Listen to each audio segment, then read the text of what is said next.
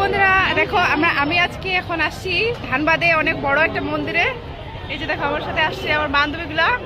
এই যে দেখো শক্তি মন্দির, ঠিক আছে। ধানবাদে অনেক বড় মন্দির, কালকে রামনবমী আছে না, এই জন্যে অনেক ভিড় মন্দিরে আজকে। দেখো এখানে অনেক দূর দূর থেকে আসে, এটা অনেক বড় মন্দির কিন্তু। হ্যাঁ এই যে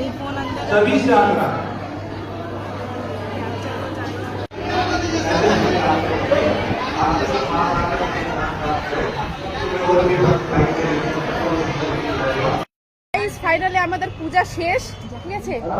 আমরা এখন রুমে যাব। অনেক বড় মন্দির ছিল এটা, আর এখানে অনেক দূর থেকে, কালকে যেহেতু রামনবমী সেহেতু আজকে অনেক ভিড় এখানে। কালকেও অনুষ্ঠান, মানে কালকেও পূজা হবে। তো আজকে আমরা আসলাম, আমরা এমনি আসছিলাম কিন্তু চলে আসলাম মন্দিরের শেষমেশ।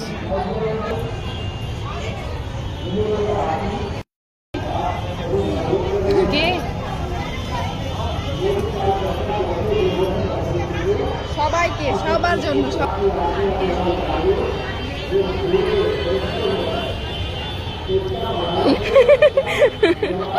প্রসাদ নিব, ঠিক আছে। আর এখানে প্রসাদ নেওয়ার জায়গাটা এত সুন্দর বানিয়েছে, চলো দেখাই তোমাদের। প্রসাদের জন্য সবাই লাইন দিয়ে দাঁড়িয়েছে, ওই জায়গাটা অনেক সুন্দর।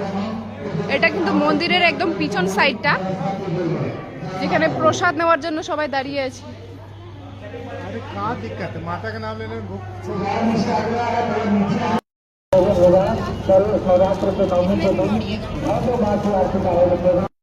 বেরিয়ে গেছি, ঠিক আছে। এই যে এখন সবাই মিলে এখানে দাঁড়িয়ে প্রসাদ খাচ্ছি। বানদী তো প্রসাদ খাবে না, ও মুসলিম, কিন্তু ও আমাদের সাথে মন্দিরের ভিতরে গেছিল, ঠিক আছে।